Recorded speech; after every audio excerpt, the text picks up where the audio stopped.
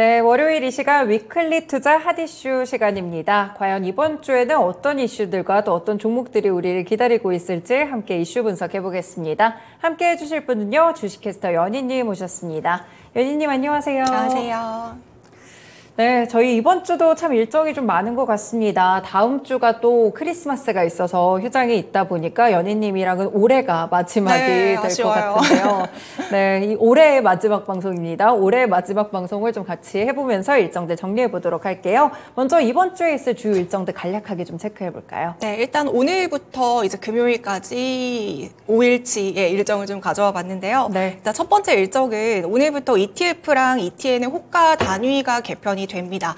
아시는 것처럼 ETF라든지 ETN 같은 경우에는 호가 단위가 이제 5원 단위였었거든요. 네. 근데 이제 ETF랑 ETN은 저희가 예전에도 좀 많이 다뤘었지만 맞아요. 기초 자산이랑 가격 변동에 연동이 되고 있잖아요. 그쵸. 그래서 코스피 지수가 오르면 같이 이제 수익률이 증가하는 이렇게 연동이 되는 파생 상품인데요. 따라서 ETF와 ETN의 시장 가격은 이 기초 자산의 가격과 일치해야 됩니다. 그리고 이제 ETF라던가 ETN의 시장 가격이 기초 자산보다 가격이 높거나 낮을 때 이거를 괴리율이라고 하거든요. 네. 이 괴리율의 격차를 줄여주기 위해서 이제 LP가 등장해서 이제 뭐 증권사겠죠. 이 LP가 뭐 매수랑 매도 호가를 내가지고 괴리율을 조절해주는 역할을 하고 있거든요. 네. 하지만 이제 지금 같은 경우에는 호가 단위가 5원이다 보니까 조금 더 미세하게 괴리율을 조절하는 데는 어느 정도 한계가 있습니다. 네. 특히 이제 ETF랑 ETN의 경우에는 뭐 인버스라던가 레버리지의 여러 가지 상품들도 있잖아요. 네. 예를 들어서 이제 코스피 지수가 1% 하락하게 되면 인버스의 ETF 상품의 수익률이 1% 증가하게 되는 그쵸. 거잖아요. 근데 이제 호가 단위가 5원 단위일 경우에는 시장 가격이 이제 5원으로만 움직이기 때문에 ETF 인버스의 수익률 자체는 1%지만 시장 가격은 95원이 되게 됩니다. 네. 이렇게 되면 이제 투자자의 경우에는 ETF 인버스를 투자했을 때 5원의 손실을 가져가게 되는 거거든요. 그래서 이 괴리율의 격차를 줄이기 위해서 이제 이번에 호가 단위를 좀 개편을 하게 된 거고요. 네. 호가 단위가 1원 단위로 이제 좀 세분화되게 되면 기초 자산과 그 변동의 그 괴리율이 조금 더 격차가 줄어들기 때문에 투자자들의 손실도 어느 정도는 지금보다는 극복을 할 수가 있습니다. 물론 이 괴리율을 완전 0으로 맞추는 거는 굉장히 이상적인 일이지만 좀 네. 힘든 일이기도 해요. 하지만 기존의 5원보다 1원으로 이제 호가 단위를 개편했을 때는 방금 말씀을 드린 것처럼 투자자의 손실을 좀 최소화할 수 있고 괴리율의 격차도 줄일 수 있기 때문에 이제 조금 더 기초 자산 가격에 잘 수렴을 할 수 있게 됩니다. 네, 그렇군요.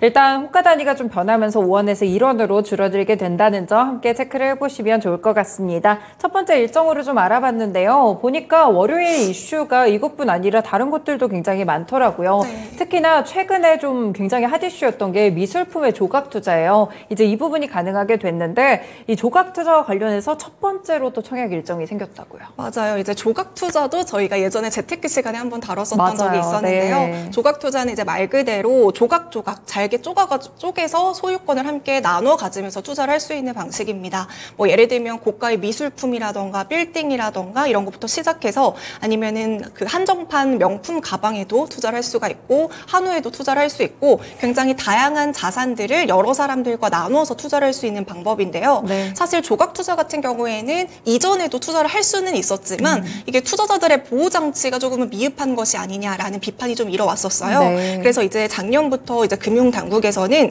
조각 투자의 증권성을 인정하겠다라고 하면서 이를 위해서 여러 가지 제도들을 좀 거치는 기관들이 있었거든요. 그리고 이제 최근에 본격적으로 열매 컴퍼니부터 시작해서 투게더 아트, 또 서울옥션 블루가 차례대로 그 조각 투자를 위한 증권 신고서를 제출한 다음에 정부에서 이번에 투자계약 증권으로 좀 승인을 해주면서 인정을 받았던 부분이 있습니다. 네. 그래서 이렇게 인정을 받으니까 시장에서는 이제 STO가 좀 본격적으로 시장이 개화한 것이 아니냐라는 기대감에 최근에 이제 STO와 관련한 종목들도 굉장히 많이 상승을 했었는데요. 네. 뭐 대표적으로 K옥션이 12월 수익률이 한 54% 정도 있었고요. 서울옥션 같은 경우에도 17%, 갤럭시와 머니트리 같은 경우에도 48% 정도 12월 지금까지 금요일 기준으로 이렇게 상승을 하면서 STO 관련주들이 많은 관심을 받기도 했습니다. 어쨌든 이렇게 시장의 관심을 받고 있고 제도권으로 들어왔을 때 1호의 타이틀도 굉장히 중요하게 될 것 같은데요. 네. 이제 조각투자 1호 타이틀은 제가 앞서서 말씀드린 열매 컴퍼니가 가져갔고요. 쿠사마 야요이 작가의 2001년작 지금 첫 번째 사진으로 보이시는 호박이라는 작품에 익숙하네요. 대해서 네. 이제 오늘부터 22일까지 청약을 할 수가 있는데요. 투자 계약증권 발행 규모 같은 경우에는 12조 3,200만 원이고요. 이제 한 주당 10만 원씩 총 1만 2,320주가 발행이 된다고 합니다. 네. 그래서 한마디로 말씀을 드리면 이 작품이 이제 12억 원이 넘는 작품인데 이제 한 사람당 10만 원씩 쪼개서 투자를 할 수 있다 이렇게 생각을 해주시면 될 것 같고요. 오늘부터 청약이 시작돼서 22일까지라고 합니다. 네, 그렇군요. 사실 뭐 유상증자라든지 공모주 청약 같은 것들은 많은 분들이 해보셨을 것 같은데 이제 1호인 만큼 미술품에 대한 투자 청약은 어떻게 해야 될지 좀 궁금해요. 만약에 이 공모 가격 자체가 어떻게 산정이 되고 네. 실제로 올랐을 때 투자금에 대한 분배는 좀 어떻게 이루어질까요? 이제 조각 투자에 대해서 어쨌든 투자를 할 건데 이거에 대한 정보도 되게 궁금하잖아요. 그쵸. 이런 정보를 찾아볼 수 있는 방법은 우리 똑같이 공모주와 마찬가지로 전자공시 시스템 다트에서 똑같이 찾아볼 수가 있고요. 네. 이번에 호박 이 작품의 발행 규모가 12억 3,200만 원이라고 했는데 이 작품의 가격 산정 그리고 공모가는 어떻게 측정이 되는지 말씀을 드려보도록 하겠습니다.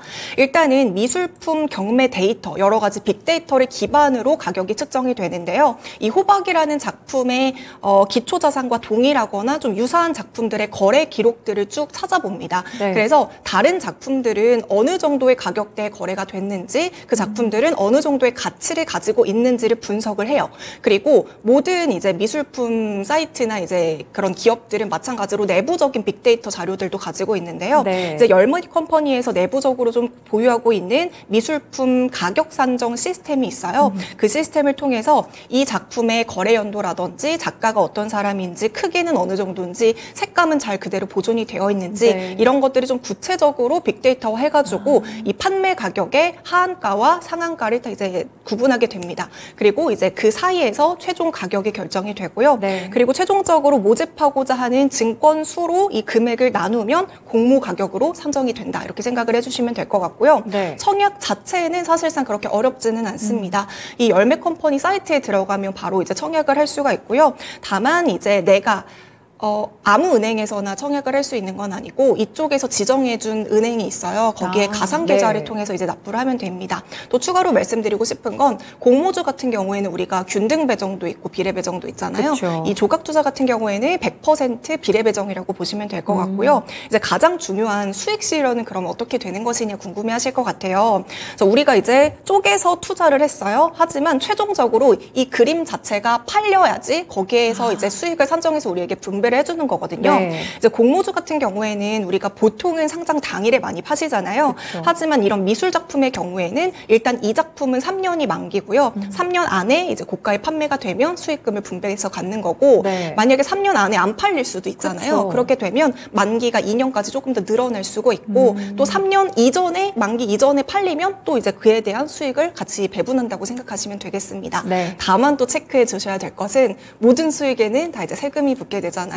세금이 조금은 높다라는 거 기억해 주시면 좋을 것 같아요. 네. 이게 미술품 같은 경우에는 6천만 원 이상이면 기타 소득으로 분류가 되거든요. 근데 지금 네. 이 작품은 제가 아까 전에 12억 원이 넘는다고 했잖아요. 네네. 그래서 기타 소득으로 분류가 돼서 20% 기타 소득세를 내야 되고요. 네. 여기에 플러스 열매 컴퍼니에 그 수수료를 함께 내야 됩니다. 그래서 이런 모든 것들을 제외하면 정말 고가에 팔려야지 좀 만족할 만한 수익성을 얻어가실 수 있을 거라고 생각이 듭니다. 네, 앞으로 1호 작품이 좀 어떻게 팔리는지에 따라서 이 수익률이 어떻게 될지가 이제 기준이 좀 세워질 것 같다 이런 생각이 드는데요. 사실 이렇게 열매 컴퍼니의 첫 번째 청약을 시작으로 해서 앞으로 2개의 미술품 청약이 더 남아있는 상태입니다. STO 시장에 대해서 최근에 관심이 상당히 좀 뜨거워지고 있는데 이 시장에도 좀 변화가 생기게 될까요? 네, 이제 기존의 주식 같은 경우에는 뭐 은행 상품의 경우에는 약간의 차이가 있지만 주식 같은 경우에는 어떤 증권사에서 우리가 투자를 하던지 사실상 똑같잖아요. 네. 뭐 A증권사에서 삼성전자를 사나 B증권사에서 삼성전자를 사나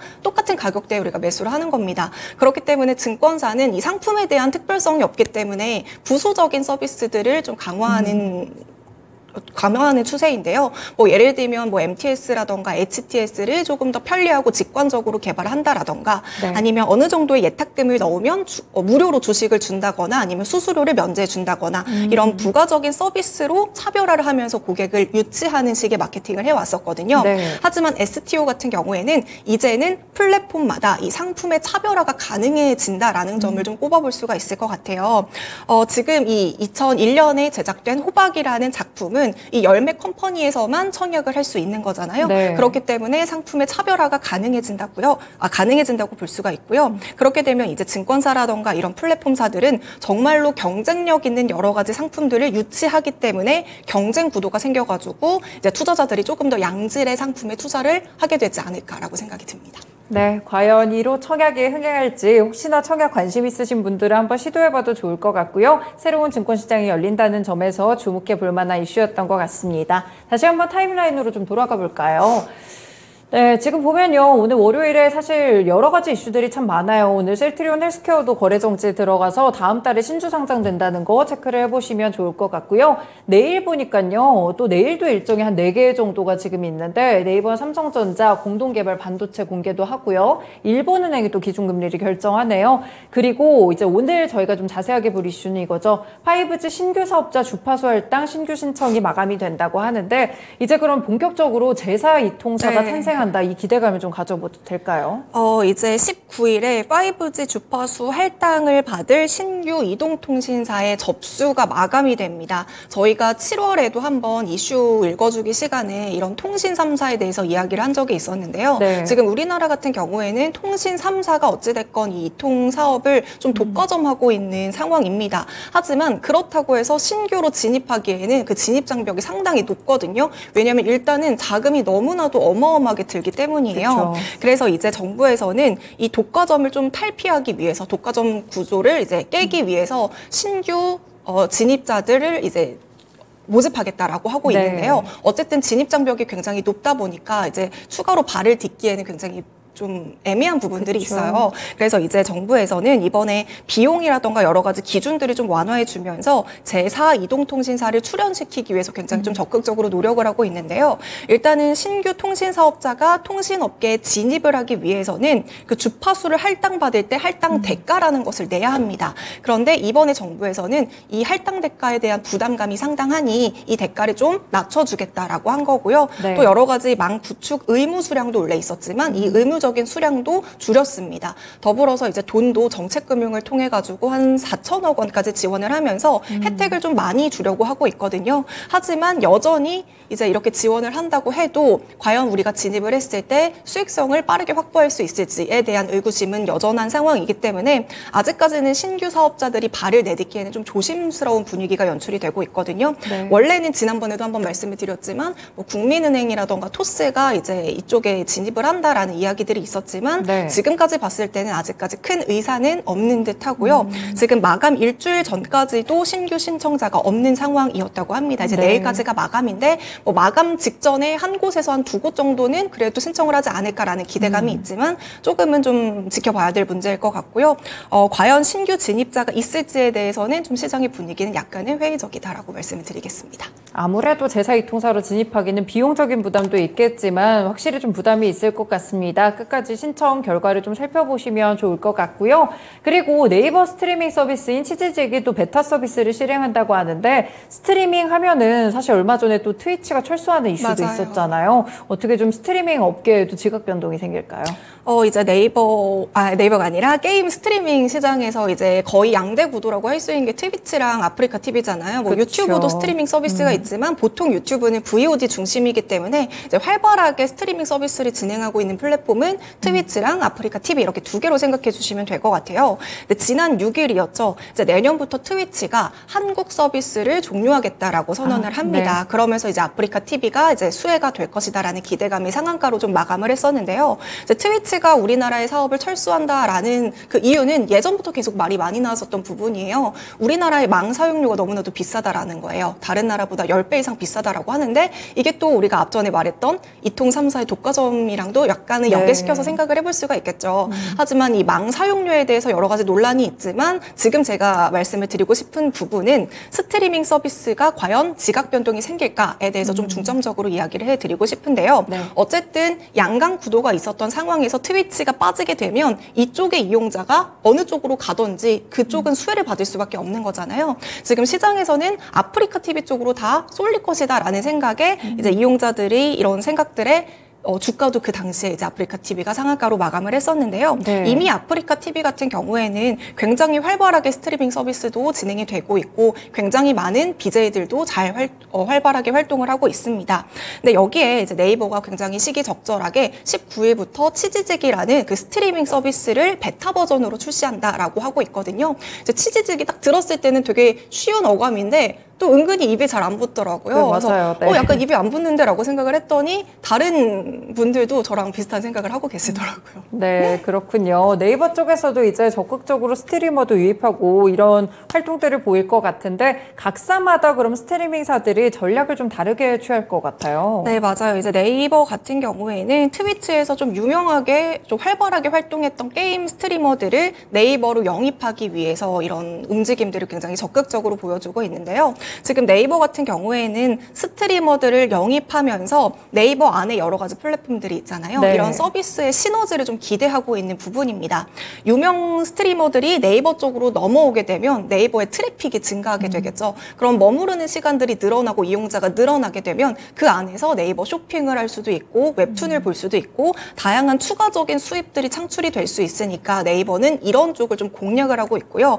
플러스 이제 보통 BJ분들이나 스트리머분들은 그 도네이션 후원 같은 것도 받게 되잖아요. 그런데 이제 네이버 같은 경우에는 아무래도 이제 네이버 페이가 있기 때문에 여기서도 또 이제 충전을 해서 도네이션을 주게 된다면 여기서도 또 연계가 가능할 것으로 보입니다. 그래서 네이버 같은 경우에는 지금 영입을 하기 위해서 굉장히 적극적으로 노력을 하고 있지만 이제 아프리카 TV 같은 경우에는 스트리머에 대한 영입을 좀 적극적으로 하기보다는 트위치와의 연동성, 이제 편리성을 위해서 이제 플랫폼 작업들을 하고 있는 상황인데요.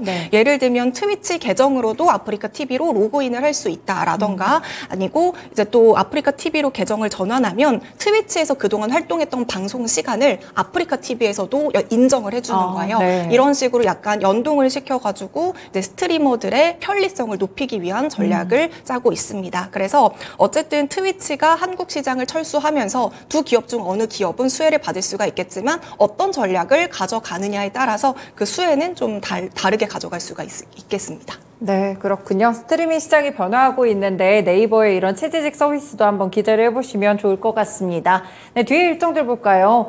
사실 경제 지표도 굉장히 많이 발표가 됐는데 이제 20일이죠. 수요일이 될 텐데 중국에서도 LPR 금리를 또 발표하게 됩니다. 과연 지금 너무너무 경기가 안 좋은 상황이어가지고 중국 쪽은 어떤 결정을 하게 될지가 좀 주목되네요. 이제 중국에서는 사실상 기준금리의 역할을 하는 게 이제 LPR 금리인데요. 이제 1년 만기 같은 경우에는 3개월째 동결이고요. 5년 만기 같은 경우에는 4.2%로 지금 5개월째 동결 추세를 가져가고 있습니다. 자, 그런데 중국의 MLF 금리가 12월 15일에 발표가 됐는데 이제 이전과 동일하게 2.5%로 동결이 됐어요. 근데 보통 인민은행이 그 LPR 금리를 결정할 때는 이 MLF 금리를 좀 기준으로 하기 때문에 이번에 MLF 금리가 동결이 됐기 때문에 역시나 이번에도 LPR 금리가 또 동결이 되지 않을까라는 예상들이 훨씬 더 우세합니다. 일단 중국의 경제만 놓고 봤을 때는 지난 시간에도 잠깐 말씀을 했지만 물가가 마이너스대로 떨어졌고 이제 디플레 우려가 여전히 공존하고 또 이제 부동산 시장도 굉장히 많이 침체가 되고 있습니다. 이런 상황에서 이제 기준금리, 사실상 기준금리 역할을 하고 있는 이 LPR 금리를 낮추게 되면 그래도 어느 정도 긍정적인 부양책의 효과를 낼 수는 있을 것 같아요. 하지만 금리를 내리게 되면 위안화의 가치가 하락할 수 있다라는 어느 정도의 리스크도 존재를 합니다. 네. 지금 중국 쪽에서 외국인의 자본이 계속해서 이탈하고 있는 상황이고요. 금리를 어느 정도 이제 낮추는 과정에서 은행의 마진도 많이 떨어진 상황이거든요. 그래서 중국 입장에서는 추가적으로 금리를 인하하기에도 약간은 적절하지 않은 상황이다라고 판단을 하고 있는 것 같아요. 그래서 중국에서는 지금 LPR 금리를 인하하는 것 이외에 다른 방법으로 좀 유동성을 공급을 하고 있는 상황인데요. 이번에 MLF 금리를 동결하면서 266조 원 규모의 1년 만기 MLF 대출을 실시하면서 이렇게 유동성을 좀 공급을 했습니다. 네. LPR 금리 같은 경우에는 금리를 인하하면 중국 국민에게 직접적인 혜택을 갈 수가 있지만 MLF 대출 같은 경우에는 은행이 인민은행으로부터 받을 수 있는 자금이기 때문에 은행의 유동성이 늘어난다라는 거예요. 은행의 유동성이 늘어나게 되면 이 돈을 가지고 은행은 기업들에게 대출을 막 일으켜 줄 수가 있고 기업들은 그 대출을 가지고 투자라던가 여러 가지를 할 수 있으니까 이런 방법으로 내수를 활성화시키고 있는 상황이거든요. 그래서 이번에도 중국은 LPR 금리가 동결이 예상이 되고 있지만 다른 방법들로 좀 유동성을 공급하고 부양책을 활성화하고 있는 상황입니다. 네, 그렇군요. 중국의 금리 결정도 함께 살펴보시면 좋을 것 같고요. 마지막으로는 금요일 날 올해 마지막 IPO인 DS 단석이 청약을 하게 됩니다. 네, DS 단석이 이제 상장을 하게 되는데 이번에 청약 경쟁률도 굉장히 좋았어요. 네. 이 DS 단석 어떤 기업인지만 간략하게 알려주세요. 네, DS 단석 같은 경우에는 이제 뭐 폐배터리라던가 바이오 디젤 이런 좀 친환경적인 사업을 하는 기업인데요. 굉장히 이제 마지막 공모주이기도 하고 워낙에 최근에 공모주 시장이 활기를 떴기 때문에 이번에 자금도 어마어마하게 몰리면서 균등도 이제 5명 중에 1명만 배정이 가능하다고 합니다. 네. 여기 딱 들어오기 직전에 저도 이제 배정 결과를 받았는데 균등은 0주를 받았고 네. 다행스럽게도 비례로 1주를 받아서 네. 좀 마지막에 긍정적인 수익을 내면 좋겠다라는 생각을 하고 있습니다. 네, 이렇게 DS 단석까지 많은 분들이 또 청약을 하셨을 것 같은데요. 2차 전지 쪽인 만큼 좀 더 기대를 해보셔도 좋을 것 같습니다. 오늘까지 분위기 이어지고 있으니까요. 네, 이렇게 이번 주 일정과 관련된 내용들 함께 자세히 알아봤는데요. 이제 다음으로는 2부입니다. 네, 2부에서는 주목할 만한 정부 정책이나 기업 이슈 알아볼 텐데요. 오늘의 주제부터 먼저 만나보시죠. 네, 삼성전자 CXL 시장 선점의 속도, CXL 반도체 또 3차 랠리를 또 이끌었던 그런 주제이기도 합니다. 일단 CXL이 뭔지 좀 궁금해 하시는 분들도 있으실 것 같아요. 네. 이 개념부터 살짝 들어볼까요? 네, 이제 CXL은 HBM을 이을 차세대 메모리다라고 이제 꼽히고 있는데요. 네. CXL 같은 경우에는 기존의 여러 가지 인터페이스를 하나로 통합해서 연결해주는 역할을 한다고 보시면 될 것 같아요. 그러니까 이제 CPU라던가 GPU라던가 메모리라든가 뭐 스토리지 이런 각기 다른 기종의 제품들을 하나로 효율적으로 연결해가지고 시스템의 성능을 향상시키는 반도체라고 보시면 될 것 같은데요.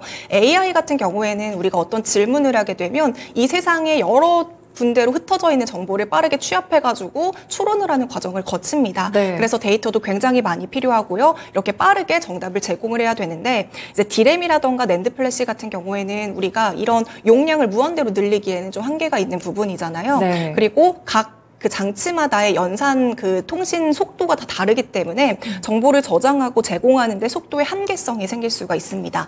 하지만 CXL 같은 경우에는 장치 간의 직접적인 통신이 가능하고 메모리도 공유를 할 수가 있습니다. 그리고 기존의 메인 D램과 함께 공존을 할 수도 있기 때문에 용량을 늘리는 데도 굉장히 긍정적이거든요. 그래서 데이터를 고속으로 연산하는 연산 성능을 이 CXL이 빠르게 개선해 줄 수 있는 역할을 하고 있습니다.